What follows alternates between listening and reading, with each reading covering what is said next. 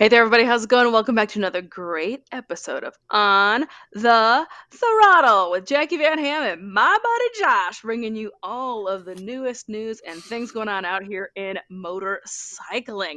I've got some great stories for you today, talking a little bit more news about what is going on over at MotoGP, and we're going to be talking about something that is truly electrifying. Josh, what's going on in your neck of the woods? So for me, I mean, you're normally the one that talks about hooligan-like and crazy races and stuff like that. My turn. So I'm going to talk about some of that first, and then we are going to take a trip back in time to before I graduated high school. So yeah, we're going to do both of those today. So put your helmet on because you're going to need it. We'll be talking about those stories and more when we come back after this word from our sponsor. There are still billions of dollars available for businesses through the Employee Retention Credit Federal Tax Credit Program. Stenson Tamaddon has helped companies with less than 500 employees retrieve over $3.4 billion in tax credits through employee retention credits. Call Stenson Tamaddon today at 866-934-8461 today to start your application. That's 866-934-8461 to apply. Call now. Well, I have to admit, Josh, I'm intrigued to hear about these stories of yours. What's going on? You said something about before you graduated high school. I mean, motorcycles weren't even around then, so I don't even know No, what well, you're it, talking it was stone wheels. It was stone wheels back then. So that's that were. Oh, you mean the motorcycles with stone wheels that were pulled by dinosaurs? Oh, okay, I got you. correct. I got you Correct. now. Now, for Correct. my first story today, let's go ahead and just jump on in here. There has just been all sorts of news, Josh, all over the place about what is going on over at Yes. MotoGP.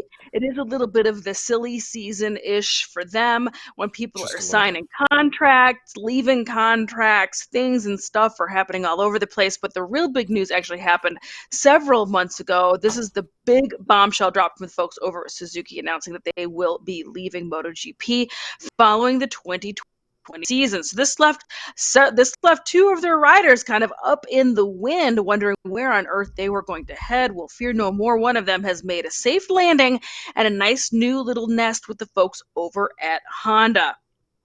John Mir signs a 2-year contract with Repsol Honda team. Suzuki's announcement that it will leave the MotoGP at the conclusion of the 2022 season stunned the racing community, right, Josh? It goes without saying that what the future held for Yeah. both Alex and John Mir, Alex Rinn, by the way, and John Mir is a hotly contested issue given that two of the most skilled riders of the racing season are sporting Suzuki leathers. The two riders' futures have been the subject of rumors. It has now been verified that Honda holds the key to both Spaniards' futures. At first, it was believed that both riders' contracts with Suzuki would be renewed. This appears to be completely off the table now that Suzuki has firmed up that they're going to be leaving the racing circuit, and it is all but 100% definite. Fortunately for John Mir, Honda Racing Corporation has stated that he will sign a 2-year deal and join the Repsol Honda team in 2023. 2020 MotoGP World Champion will accompany current colleague Alex Rinn in switching from Suzuki to Honda. In Rinn's case, the LCR Honda team when the 2022 season is over. He will be Marc Marquez's new teammate for the next season as well as into 2024. I'm very excited to officially announce that I'll join the Repsol Honda team next year. Thanks to HRC for trusting me and giving me the opportunity to defend these historic colors, which are full of history and world titles. We will take advantage of all my experience accumulated over the years in MotoGP with Suzuki to contribute as much as possible to the project and to fight together to become world champions again, said John Mir in the MotoGP official press release. Joan Mir also is going to be focusing on getting back in shape following an ankle injury as a result of a vicious high side crash. So he's going to be focusing on his recovery in order to get back to Team Suzuki X Star and try to firm up the rest of the season. So that is what's going on in a little bit of MotoGP news. Josh, what do you think about that? What's going on over here? So I mean, really, when I look at this, I feel like I am a dead ringer for this. But nonetheless, is so to me the thing that it comes down to is, yeah. See, when you look at the pose, I mean, we're identical. We're totally twins. Spot on. Spot on. Total twins. But I sit there and I go back. Who won the 2020 championship?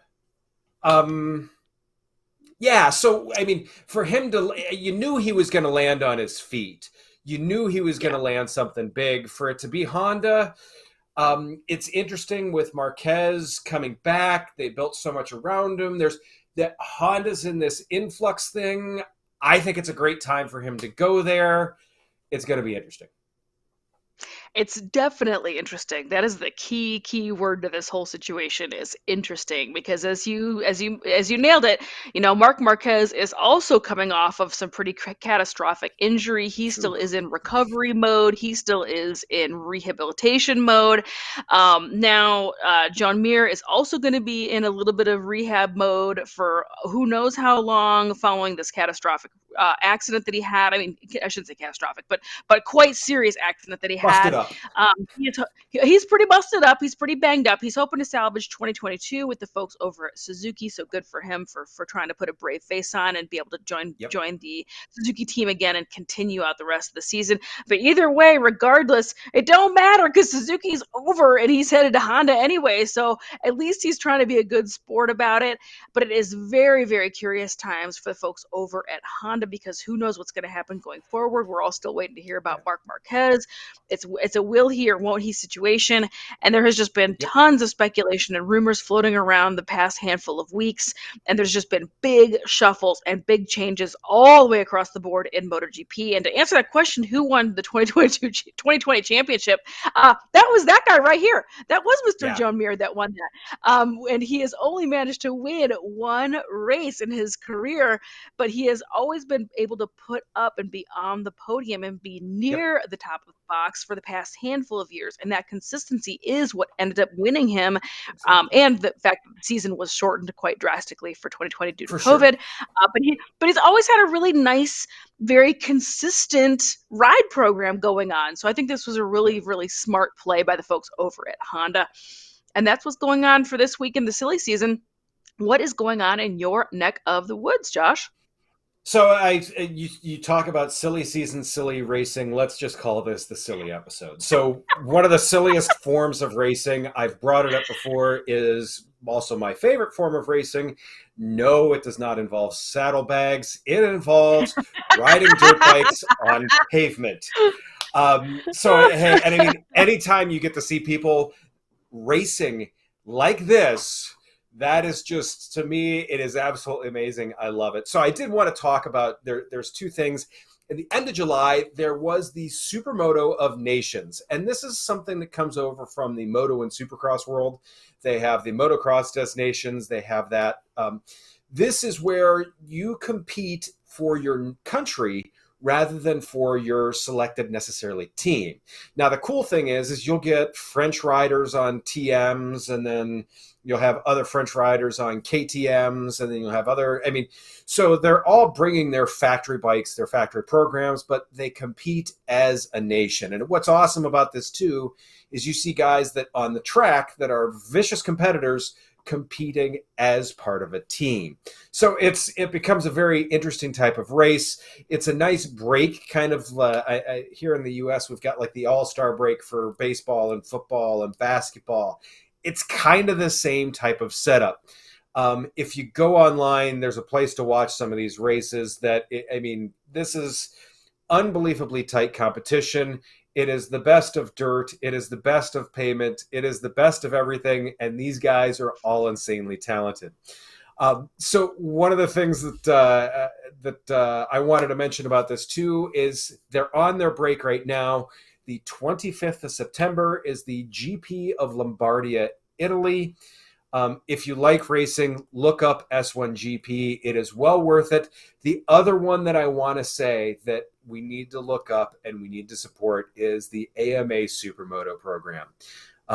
Years ago, it was huge and thriving. It shrank in terms of promotion recently, but I've seen it start to grow a little bit again, and I'm really excited about that. So make sure you go out and check these out. You're going to see, this is a race. And they're on slicks, they're on dirt, they go on, Everything wrong.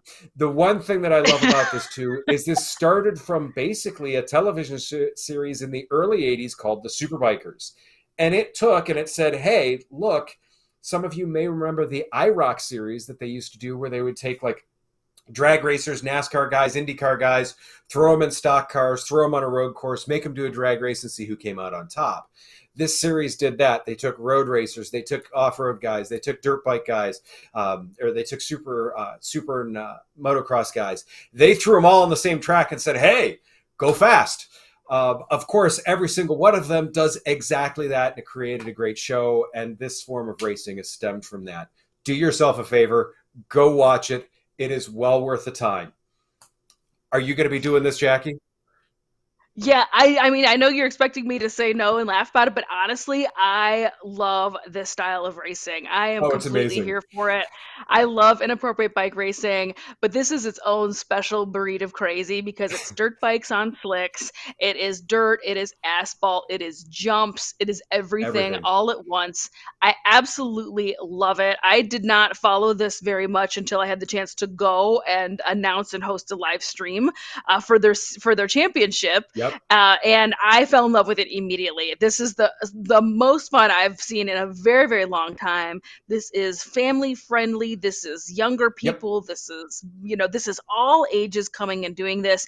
And you're right. I think it got a little bit quiet here in the US for just a second, but it's starting to really pick up steam again. I'm Yeah. seeing a lot of promotions. I'm seeing a lot of track days dedicated to this. I'm seeing a lot of Yep. training dedicated to this.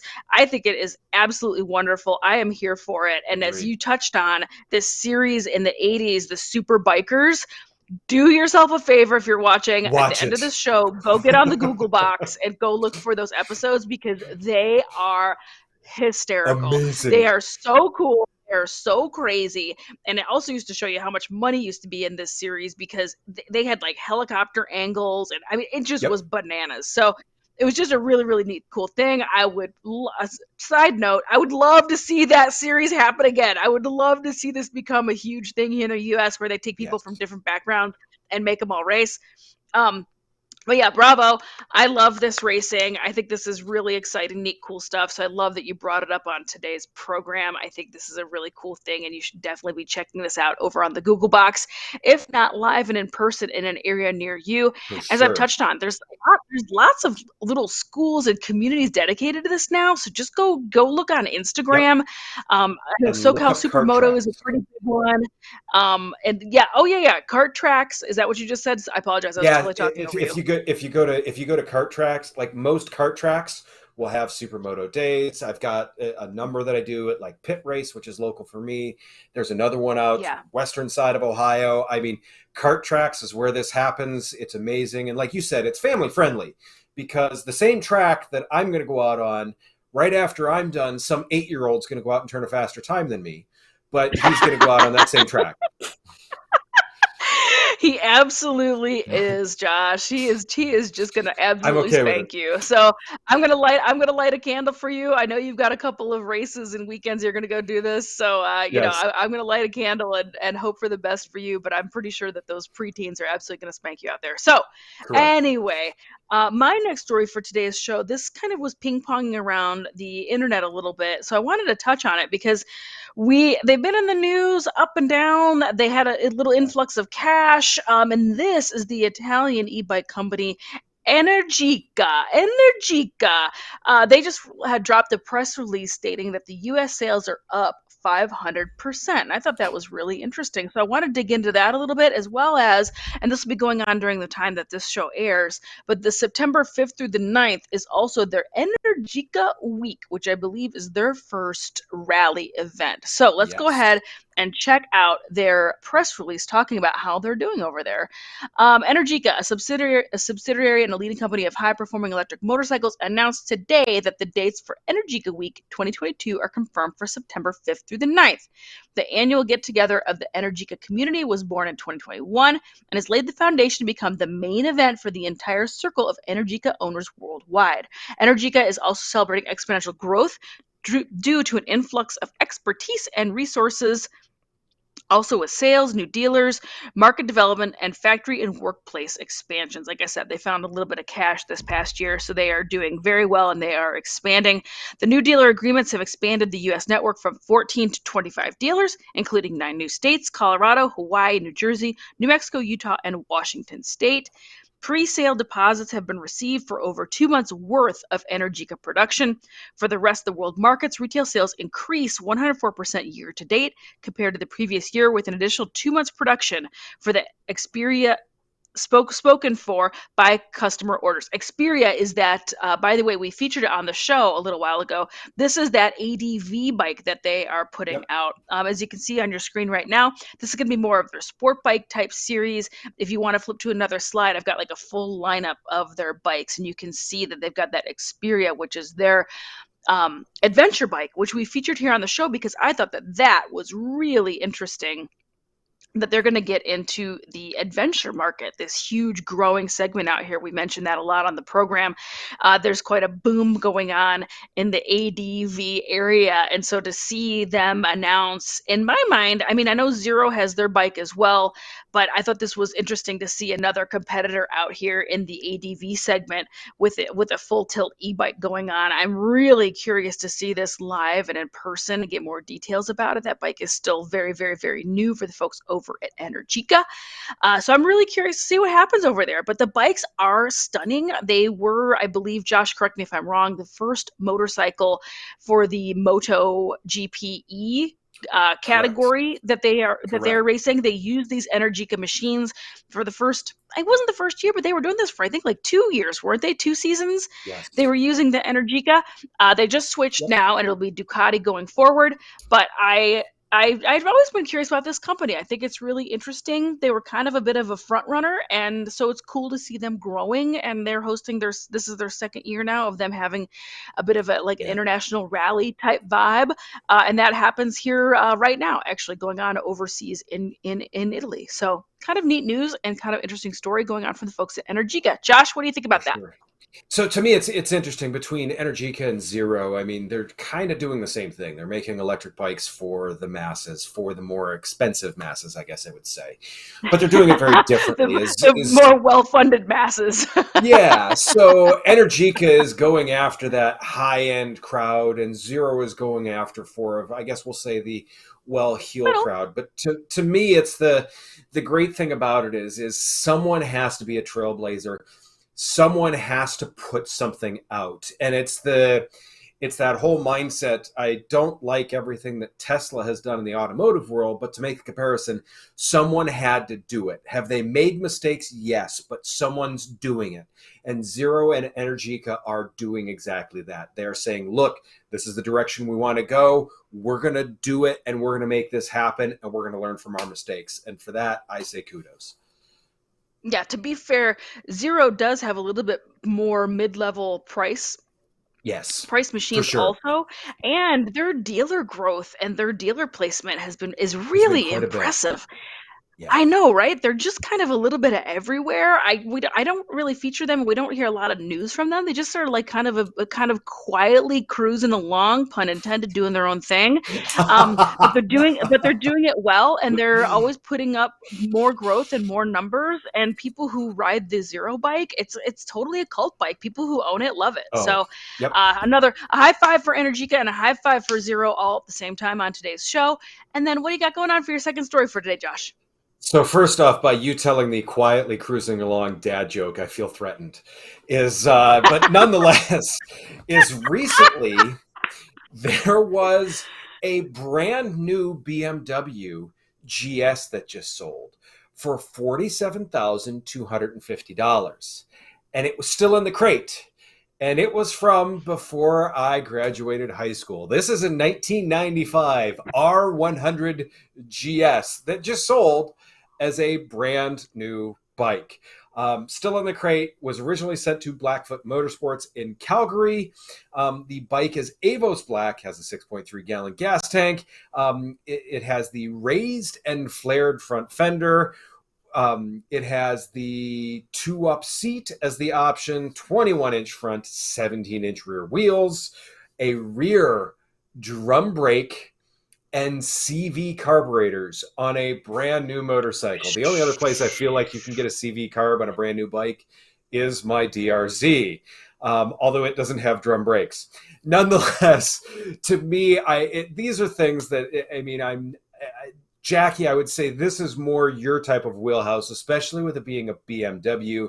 But to me, I still love time capsules and something that takes you back to just another era and reminds you of the before fuel injection, before ABS, before some of the creature comforts we have. This is, I mean, the title that I have here in my notes for this is Analog Adventure, because let's face it, this is an analog adventure. And the fact that this thing is still in the crate, you could probably open up that bag and it would smell like 1995 still, whatever that smelled like.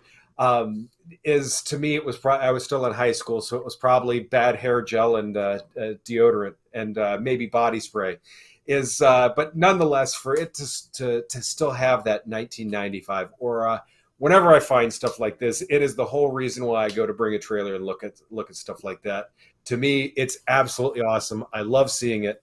Were you going to bid on this, Jacqui? Was this going to end up in your garage or no? I knew that the BMW in the title of this story meant bring more wallet. So no, there was no way I was going to be bidding on this bad dog. But this is a buddy of mine over at Moto Bogotaro who put this over on Bring a Trailer, as you mentioned. So yeah, this is really neat. I'm a sucker for this story, and the internet loves this story because every once in a blue moon, these situations pop up where these bikes are discovered in the very back of these dealerships and still in a box, and and come to light, and the internet just burns down with people losing it over these because they're special. They're time capsules. The fact that this is a completely unmolested, left alone and in the box GS bike, also with GS being such a hot commodity right now. It doesn't surprise me that this went dang near $50,000. However, would you imagine spending $50K for a carbureted bike? What in the world? But still, a very neat, cool thing. I think that I love stories like this, so I love following along. And kudos to those folks for digging that out. I have had the good fortune of going to Blackfoot up in Calgary. It is an amazing dealership up there, and is massive. So it is no surprise to me that this was just hiding up on a shelf somewhere and somebody forgot about it, because this place has more motorcycles it's just bananas. If you're in the Canada area, go check it out and go say hey to the folks over at Blackfoot. It's just a great fun place. Anyway, so no surprise to me that this was hiding up in their rafters and they dug it out and brought it to the light of day. And then Peter at Moto Borgataro, who deals in exclusive, high-end, weird, quirky, and particularly European motorcycles. It's no shock to me that he went and snapped this guy up and decided to flip it on Bring a Trailer. So good for everybody all the way around. And congratulations, more importantly, to the new owner of this incredible museum piece for the BMW dorks out there. This is pretty high up on the list of things that they're going to be wanting to add to their collection. So. Yes. Yeah, a really neat, cool thing, and I'm glad you brought it up on the show today. I had been absolutely creeping this on the internet for sure. Just hovering over the bid button, and it's the same thing. I was gonna bid, but then I saw where the decimal point was and realized it was out of my price range. Yeah, no way. Bring more wallet. Yeah, an early BMW GS is absolutely in my top 10 fantasy garage, mainly because the early GSs actually still were of a more attainable seat height for somebody of my stature, until they went bananas and started making them really tall. So, yes, I would love to have an early GS also. That would be very, very fun. And in case you're wondering what that wasn't this a 95 or 94 BMW GS smelled like when you popped open that crate, that would be Dracar Noir. Oh yeah. Except I didn't have that. It was like I said, just bad hair gel usually. Bad hair gel and body spray from the mid-90s. That sounds about right. Well, right on. Well, that is an excellent program today, Josh. Talking about a little bit of everything, man. This was All over the the real place. kitchen sink of shows we did today. As always, thanks for tuning in, everybody. Thanks for clicking, liking, and sharing. We are almost at our 1 year anniversary. Getting Almost there. happy anniversary to us. Thanks for following along. We do appreciate each and every one of you For tuning in. sure. Please do take a second and share this video with your friends and your pages out here on social media who love watching and learning about awesome things going on out here in motorcycling. We can't keep bringing you these awesome shows every single week without each and every one of you tuning Definitely. in. So thanks again for clicking, liking, sharing. Hit that notifications on and subscribe button, and we will see you next week.